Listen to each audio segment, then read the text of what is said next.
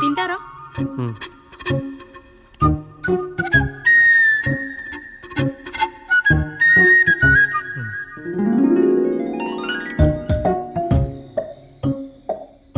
First టైమా? అవును, మీకెలా తెలిసిపోయిందండి? అంటే మా బామ్మ చెప్పింది. శోభనం గదిలో అనుభవం ఉన్న మగాడైతే మామిడి పండు పిసుక్కొని తింటాడు, అదే లేనివాడైతే మీలా ఇలా అరటిపండు ఓపిగ్గా ఒలుచుకొని తింటాడు అని.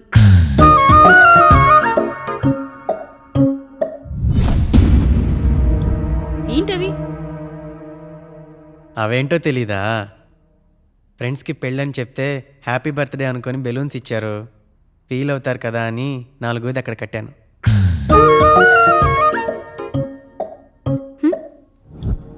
వచ్చాడు. పిల్లల గదిలోకి వెళ్ళారా? వెళ్ళారండి. మీరెంత ఏంటి ఇంత రాత్రి అయినా ఇంకా పడుకోలేదా? మీరు లేనిది ఎప్పుడైనా పడుకున్నామా అన్నయ్య? అందరం కలిసే కదా పడుకునేది మావయ్య. సరే సరే, అందరం పెద్దోడి గదిలో పడుకుందాం. ఈరోజు వాడి శోభనం కదా, అసలే కొత్త. పక్కనుంటే ధైర్యంగా ఉంటుంది, పక్క నుండి దగ్గరుండి జరిపిద్దాం. పదండి.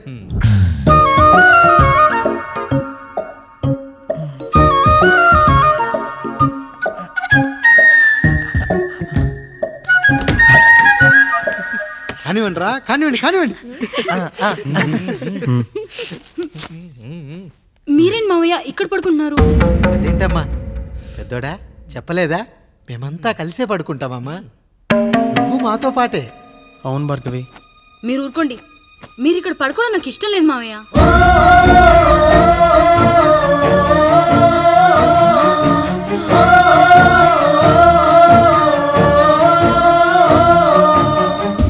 అదేంటమ్మా అలా అంటావు? ఎన్నో చూసాం, ఎన్నో చేశాం. దుక్కి దున్ని కోత కోయకుండానే ఈ విత్తనాలన్నీ మొలకొచ్చాయంటావా తల్లి? అవన్నీ నాకు తెలియదు మావయ్య, మర్యాదగా బయటికి వెళ్ళండి.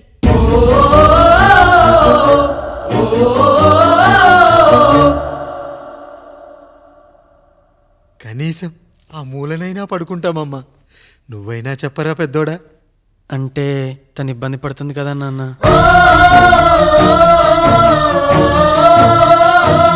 నువ్వు కూడా ఏంట్రా, పిల్లలేదో ఆశపడుతున్నారమ్మా. ఒక్కసారి ఆలోచించమ్మా. మావయ్య మీరు బయటికి వెళ్తే మేము తలుపులేస్తాం.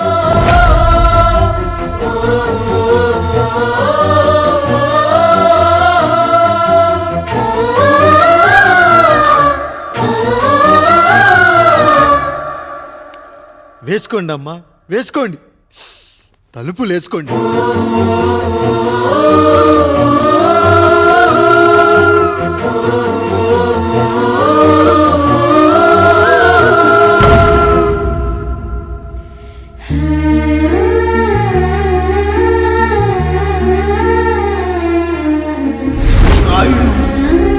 బిడ్డలు జాగ్రత్త. ఈ రోజు నుంచి వీళ్ళంతా నీ తమ్ముళ్ళు చెల్లెళ్ళు కాదు, నీ బిడ్డలు.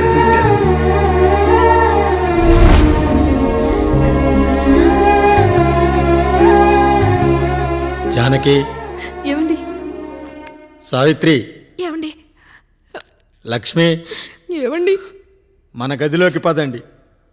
ఇక నుంచి ఎవరి పిల్లలతో వాళ్ళ గదిలోనే పడుకోవాలి. ఇది ఈ రోజు నుంచి ఈ వంశానికి రాస్తున్న కొత్త శాసనం. అయ్యా అలా అరకండి అయ్యా, మీరు లేకుండా మేము ఎప్పుడైనా విడిగా పడుకున్నాం. అంతా కలిసే కదయ్యా పంచుకున్నాం. వెళ్ళరా వెళ్ళు, నీకు భార్య ఉంది, నీకు పడగది ఉంది. వేసుకోండి రా, మీరు వేసుకోండి, తలుపులు వేసుకోండి. మీరు కూడా ఏంటండి పిల్లలేదు?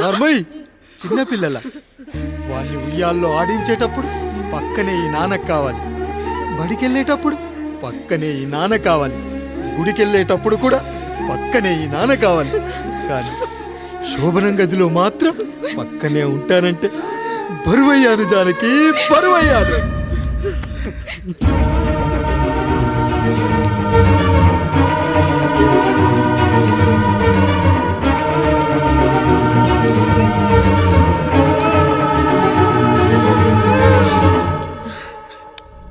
ఏంటండి ఇంకా అదే ఆలోచిస్తున్నారా? ఎలా మర్చిపోగలను లక్ష్మి? జరిగింది ఏదో జరిగిపోయింది, మీరు బాధపడకండి. ఎంత మాట అన్నాడో చూసావా? నా భార్య ఇబ్బంది పడుతుంది, బయటికెళ్ళండి నాన్న అన్నాడు. వాణ్ణి ఎలా పెంచాను? చదువుకుంటే పై చదువులకు వాడు వేరే ఊరు వెళ్లాల్సి వస్తుందని చదివే మాన్పించేశాను. జ్వరం వస్తే ఆ మాత్రలు చేదుగా ఉంటాయని నేనే మింగాను. నోరు తెరిచి అమ్మ కావాలన్నప్పుడల్లా ఎంతమంది అమ్మల్ని ఇచ్చాను.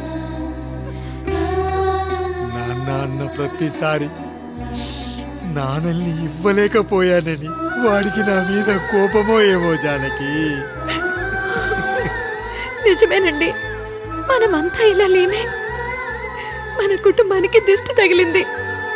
మా నాన్న మరణంతో ఆస్తిపోయి తమ్ముళ్ళతో నడి రోడ్డున పడ్డప్పుడు ఇలాంటి కష్టాన్ని మొదటిసారి అనుభవించాను.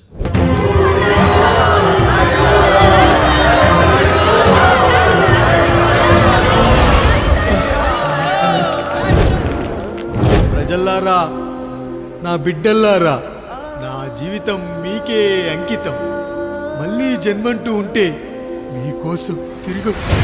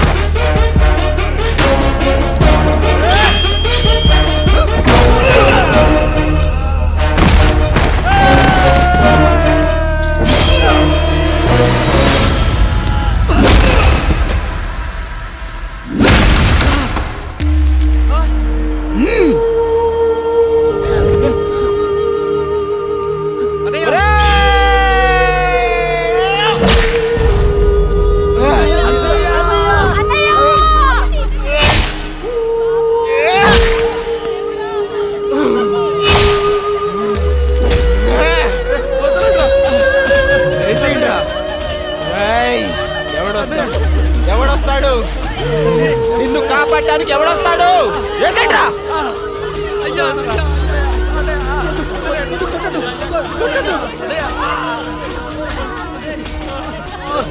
కష్టం వస్తే ఒక్కసారి నాన్న అని పిలవరా, ఆ సమాధిలోంచైనా లేచొస్తా.